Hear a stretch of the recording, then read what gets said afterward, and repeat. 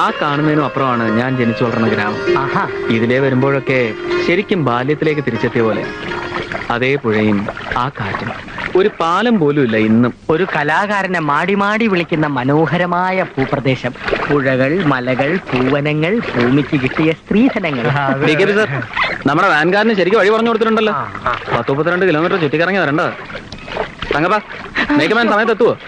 ഞാൻ ജയദേവൻ സാറിനോട് വീണ്ടും വീണ്ടും കേണപേക്ഷിക്കുകയാണ്, വീണ്ടും വീണ്ടും എന്നെ തങ്കപ്പനാക്കരുതെന്ന്. ഞാൻ ആ നാമധേയം എന്നേ മറന്നു കഴിഞ്ഞു. ഇപ്പൊ ഞാൻ മനോജ് കുമാറാണ്, സിനി ഫെയിം, ഫിലിം സ്റ്റാർ. എന്തോന്ന് സിനി ഫെയിം? ഏത് സിനിമയിൽ അഭിനയിച്ചാ താൻ ഇത്രയും വലിയ ഫെയിം ഒക്കെ ഉണ്ടാക്കിയത്? എന്റെ തിരുപ്പാണ്ടിക്കാട് തിരുടറുകൾ എന്ന സിനിമ കണ്ടിട്ടുള്ള ഒരു തെണ്ടിയും എന്നോട് ഈ ചോദ്യം ചോദിക്കില്ല. ഞാനായിരുന്നു ഈ സെക്കൻഡ് ഹീറോ. എന്റെ അഭിനയം കണ്ട് ഹീറോ ഞെട്ടി. ഫലം ഞാൻ അഭിനയിച്ച 16 റീല് വെട്ടി ആറ്റി തട്ടി ആ ദുഷ്ടരായ ഡയറക്ടർ. പക്ഷേ ഞാനത് ഈ പഴത്തൊലി ചവിട്ടി കമിഴ്ന്നടിച്ച് വീഴുന്ന ഒരു സീൻ ഒഴിച്ച് അത് മതിയല്ലോ ഭാവനാ സമ്പന്നനായ ഈ കലാകാരനെ.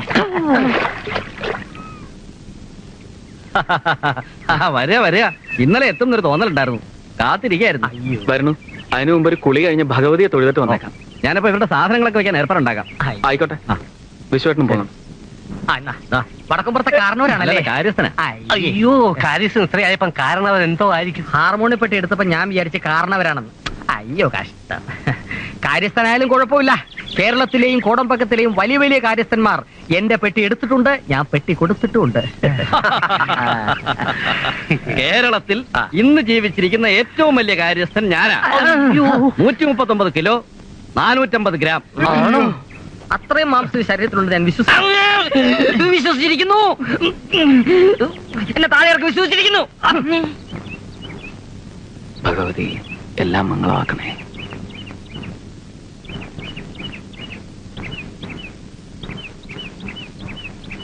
അറിയോ, എത്രയോ വർഷം എന്റെ അച്ഛൻ ഇവിടെ ശ്രീകാര്യക്കാരനായിരുന്നു.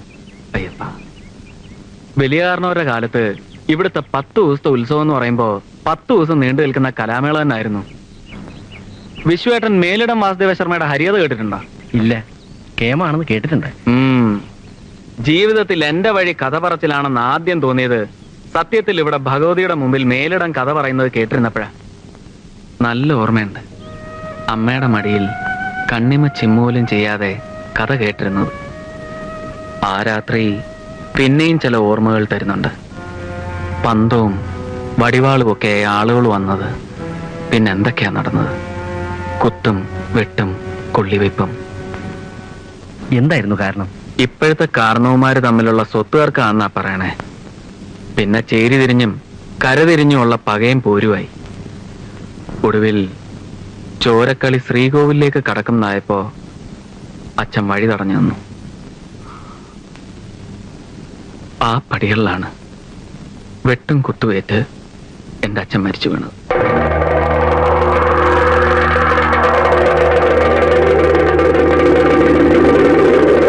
ഒക്കെ ഒരു ദൈവനിശ്ചയമാണ് ഇത്. പണ്ടെങ്ങോ മുടങ്ങിയ ഉത്സവം വീണ്ടും തുടങ്ങിയപ്പോൾ ജയദേവൻ തന്നെ കഥ പറയാൻ വരിക, അത് പിന്നെ ഒരു പതിവാകുക. ഭാഗ്യമാണ്, സന്തോഷമുണ്ട്. എല്ലാം ഓർമ്മിക്കുമ്പോ നൊമ്പരോ.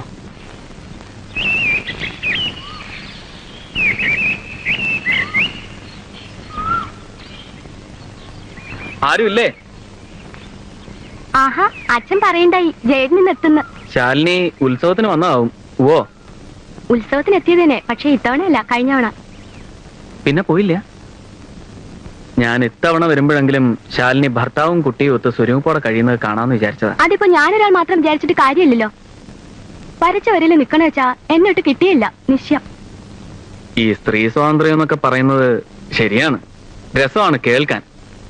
എന്നാലും നമ്മുടെ നാട്ടില് ഒരുവിധമുള്ള സ്ത്രീകളൊക്കെ ഭർത്താവുമായി കഴിയുന്നത്ര ഇണങ്ങി എല്ലാം അങ്ങ് മിണ്ടാണ്ട് അനുസരിക്കാന്നല്ല, ഒരു ഒത്തൊരുമയോടെ. അല്ല, അതാ അതിന്റെ ഒരു ഭംഗിയുമേ. ഞാൻ പറയുന്നത്, ഒരു കുട്ടിയൊക്കെ ആയില്ലേ, ഭർത്താവുമായി ശാലിനി കഴിയുന്നത്ര ഒന്ന് അഡ്ജസ്റ്റ് ചെയ്ത്. എന്ത് അഡ്ജസ്റ്റ് ചെയ്യാൻ? അങ്ങോരൊരു പോങ്ങനാണെന്നേ. അല്ല, ഉറപ്പ്. തെളിവെന്താന്നോ അതിന്? തറവാട്ടിൽ തന്നെയുള്ള നിന്റെ നിൽപ്പന്നെ വന്നില്ലല്ലോ നാണമൻ, ഭാര്യയെ പൂവിട്ട് എഴുന്നള്ളിച്ചോണ്ട് പോവാൻ.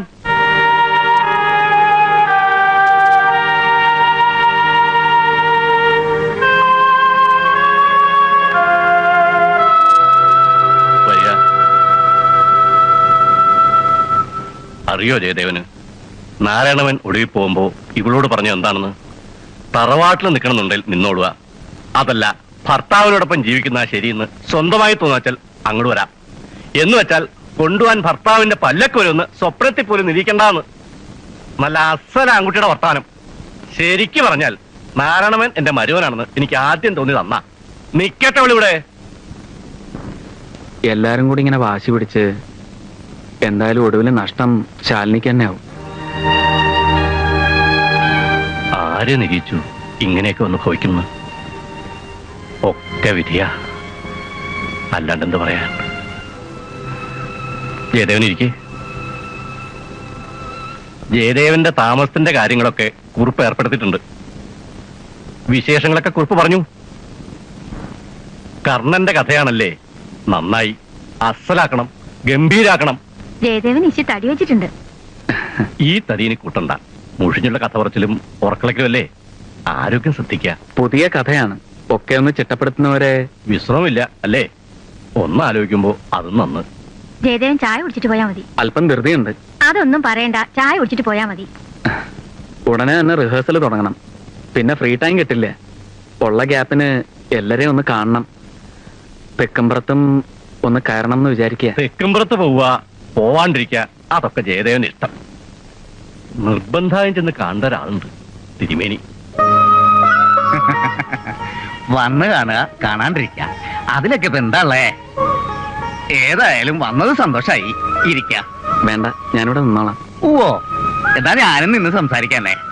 ഒരു കല കൈവശമുള്ളയാൾ സന്യാസിയേക്കാൾ ഒട്ടും മോശക്കാരനല്ല. അയ്യോ, അങ്ങനൊന്നും ഇല്ല. അങ്ങനെയുണ്ട്. ജയദേവൻ കഥാപ്രസംഗത്തിൽ പറഞ്ഞിട്ട് പോകുന്ന വാക്കുകൾ നാട്ടുകാർ മനപ്പാടും പഠിച്ച് പറയണത് ഞാൻ കേട്ടിട്ടുണ്ട് കഴിഞ്ഞ 2 കൊല്ലോ. അതിൽ പരം എന്ത് വേണം ഒരു കലാകാരന്? എന്നാലും മനസ്സിനൊരു സന്തോഷവും ഇല്ല തിരുമേനി.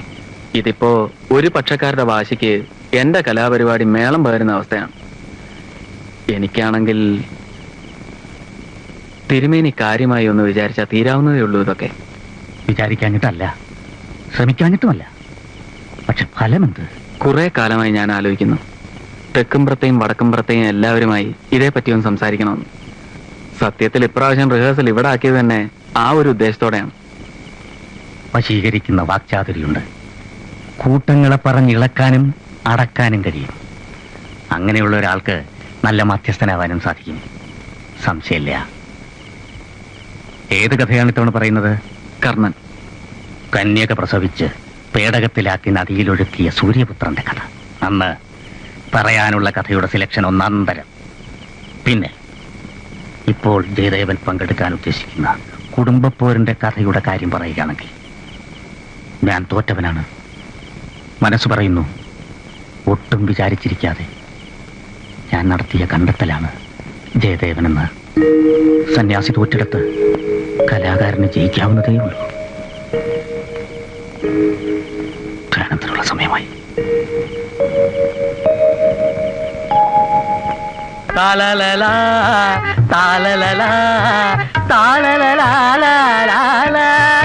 ജയദേവൻ എന്തോ ജയദേവൻ സാറ് കല്യാണിയാണ് പിടിച്ചിരിക്കുന്നത്. കല്യാണി അല്ല തങ്കപ്പ, ചുമ്മാ മണ്ടത്തരം പറയാതെ. ദൈവം തന്ന രാഗങ്ങളെ മനുഷ്യൻ കല്യാണിന്ന് കളവാടിന്ന് കാമാഷിന്ന് പേരിട്ട് വ്യഭിച്ചതിനോട് എനിക്ക് യോജിപ്പില്ല. എല്ലാ രാഗങ്ങളും ഒന്ന് തന്നെ.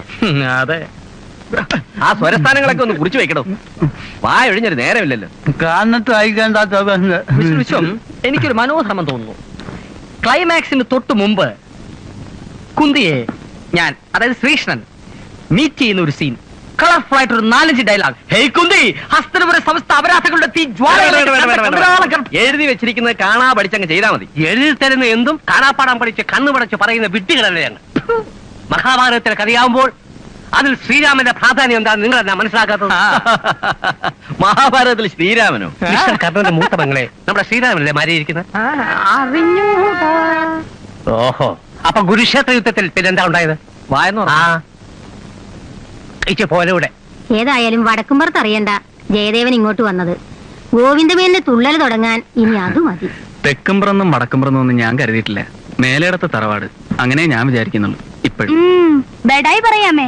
തെക്കുംപുറത്തുകാരുടെ ഉത്സവത്തിന് ആരാ എന്താന്നൊക്കെ അറിയാൻ വടക്കുംപുറത്തുനിന്ന് വിട്ടിരിക്കുക. ചാരപ്പണിയുടെ ഒരു സൈഡ് ബിസിനസ്സും ഉണ്ടെന്ന് തോന്നുന്നു ഈ പെണ്ണിന്റെ ഒരു അല്ല നീ എങ്ങോട്ടായി പുസ്തകമൊക്കെ ആയിട്ട് തൊടിയിലെ മിന്നിടെ കുറച്ച് നോട്ട്സ് വാങ്ങണമേ ഇപ്പൊ ഇങ്ങ് വരാം ആ എന്നെ ഒന്ന് തുറന്നു വിടൂ എടുത്തി, ഒന്ന് തുറന്നു വിടാൻ പറയൂ എടുത്തി. എന്റെ കാല് വേദന എടുക്കണു.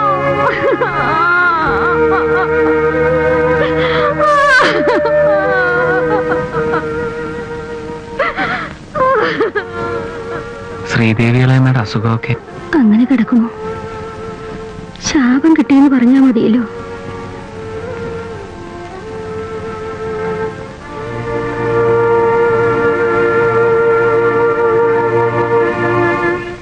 ഇന്നലെ എവിടെയായിരുന്നു പണിയണ്ട? പാപ്പരക്കൽ അമ്പലത്തിൽ. ആ, ചെക്കന് ക്ഷീണാണല്ലോ, എന്താ ഒന്നും കൊടുക്കാറില്ലേ? നാടുകാർ വരുമ്പോഴേ എന്നെ ഒന്ന് കാണാൻ പറയോ?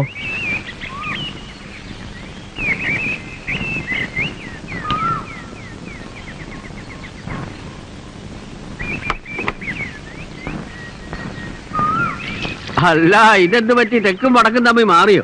തെക്കെന്നും വടക്കെന്നും ഭേദം ഉണ്ടെങ്കിലല്ലേ? ഭേദമുണ്ടോ? ഭേദമുണ്ട്. അതിന്റെ ഏറ്റവും വലിയ തെളിവാ വടക്കുംപുറത്തുകാരുടെ ആളായി താൻ ഇപ്പൊ ഇവിടെ കഥ പറയാൻ വന്നത്. ഇദ്ദേഹം എന്ന് പറഞ്ഞ മരിക്കുമായിരുന്നു അപ്പുമാര്. ആ അപ്പുമാരെ മോൻ എങ്ങനെയാ ഗോവിന്ദമേന്റെ ഉടവാള് പിടിക്കണമെന്നേ ഉള്ളു സംശയം. ഉടവാളിന്റെയും പരിചയുടെയും ലോകമൊന്നും എനിക്കറിയില്ല. രണ്ടു കുടുംബക്കാർ ഒന്നിച്ചു നിൽക്കുന്നത് കാണണേന്നുള്ള പ്രാർത്ഥനയുള്ളൂ എനിക്ക്.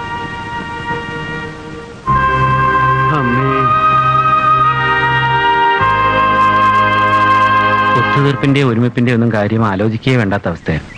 വർഷം ചെല്ലുംതോറും അച്ഛന്റെ അമ്മാമ്മയുടെ ഒക്കെ വാശി കൂടുതലല്ലാതെ കുറയണ മട്ടിൽ. അവരൊക്കെ പഴയ തലമുറയല്ലേ, ഓർത്തു വയ്ക്കാനും കണക്ക് തീർക്കാനും ഒക്കെ പലതും കാണും. പുതിയ തലമുറയും അവരുടെ പുറകെ പോരുതെന്നാണ് ഞാൻ പറയുന്നത്. ഒക്കെ അറിയാഞ്ഞിട്ടല്ല, പക്ഷേ വടക്കുംപുറത്തുള്ളവരുടെ ഗർവ് എന്താന്നാ കരുതിയത്? മൊട്ടും ഭാവമൊക്കെ കാണുമ്പോ അച്ഛന്റെ അമ്മാമ്മയുടെ പക്ഷത്താ ശരിയെന്ന് തോന്നും. ക്ഷേത്രകുളത്തിന്റെ ഒരു കിടപ്പ് കണ്ടില്ലേ? 10-20 വർഷമായി. ലഹളക്കാലത്ത് ദേവപ്രശ്നത്തിൽ തെളിഞ്ഞതല്ലേ ക്ഷേത്രക്കുളം ഇനി ആരും തൊടാൻ പാടില്ലാന്ന്. ദേവിക്ക് സമർപ്പിച്ചിരിക്കുന്നു. ദേവി പുലർത്തുക നശിപ്പിക്കുക ചെയ്യട്ടെ, അല്ലേ? ഒരു ലഹളയുടെ സ്മാരകം.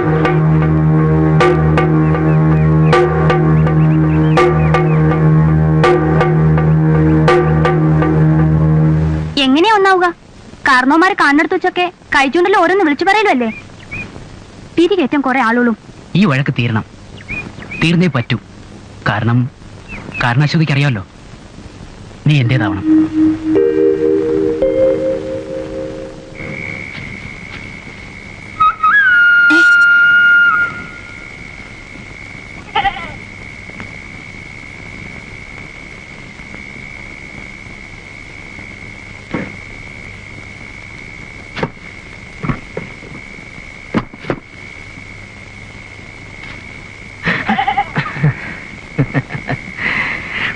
കല്യാണി അമ്മയുടെ കുട്ടി, കല്യാണം കഴിക്കാത്ത കുട്ടി അമ്മിണിക്കുട്ടി, കൂടെ ഒരാട്ടിൻകുട്ടി. പെട്ടി വായിക്കാൻ വന്ന ചേട്ടൻ പെട്ടിച്ചേട്ടൻ തങ്കപ്പനല്ല തങ്കമേ, കൃഷ്ണവേഷം കെട്ടാമെന്ന ചേട്ടൻ കൃഷ്ണേട്ടൻ മനോജ് കുമാർ DPTXQ. അതെന്താ? ഡിഗ്രി. സുന്ദരേ, ആടുകൾ, വാഴകൾ, കുലകൾ, വേലികൾ, ഹരിത വനങ്ങൾ, രാത്രിയുടെ രോമാഞ്ചങ്ങൾ. അയ്യോ, അത് ചൊറുതനവാ. കഴിഞ്ഞ ഓണം തന്റെ വിടുവായിക്ക് സമ്മതം മൂളിയതിന്റെ ഒറ്റ കാരണം കൊണ്ടാ ആവറ്റകൾ ഇപ്പോഴും പറഞ്ഞ് നാറ്റിക്കണേ. ആ ചിങ്കാരപ്പെട്ടി വേലന്റെ ഒരു കൂട്ടം കുതിരയെടുപ്പും ഗോപ്പും ഹൈ എന്നെ കൊണ്ടൊന്നും പറയിക്കണ്ട. അതിപ്പോ ഏത് മിടുക്കനും ഒരു അബദ്ധം പറ്റൂലോ. പക്ഷെ ഞാൻ ഇപ്പൊ പറഞ്ഞത് അങ്ങോട്ട് വിശ്വാസമായില്ല എന്ന് വെച്ചാ അതിന്റെ നഷ്ടം താൻ തരൂ. അയ്യട മോനെ കാശ. അവിടത്തേക്ക് അത് പിന്നീട് ബോധ്യപ്പെടും. പാലക്കാട് മൈതാനത്തിൽ വെച്ച് നേരിട്ട് കണ്ട് എനിക്ക് ബോധ്യപ്പെട്ടതാ. കുമാരി കനകപ്രഭ ആൻഡ് പാർട്ടിയുടെ നൃത്യങ്ങൾ എന്ന് പറഞ്ഞപ്പോ തന്നെ ആളുകളുടെ ഒരു ബഹളേ. ഇവിടത്തെ അത്രയും പ്രായമുള്ള ചേട്ടന്മാര് വരെ കിടന്ന് തുള്ളുമായിരുന്നില്ലേ? ജനം കിടന്നങ്ങടെ എരമ്പായിരുന്നില്ലേ? എന്തായാലും ഇപ്രാവശ്യം വടക്കുംപുറത്തേറെ തറ പറ്റിക്കണം. അപ്പൊ അത് തന്നെയല്ലോ തന്നോട് ഈ നേരം പറഞ്ഞത്. ആ പെണ്ണുണ്ട് ഇവളെ പരിപാടി തല്ലിപ്പൊളിയാക്കോടോ. എനിക്കിത് ഇങ്ങനത്തെ ഓരോന്ന് കേൾക്കുമ്പോ പറഞ്ഞ എന്നാ ഇനി സമയം കളയണ്ട, ഏർപ്പാടായിക്കോളൂ. എന്നാ പോവാ. താൻ എന്നോട് ഈ ഇരുമ്പുമ്മ കോഴിക്കുഞ്ഞിനെ വെച്ചോലിരിക്കണേ എനിക്ക് വരാൻ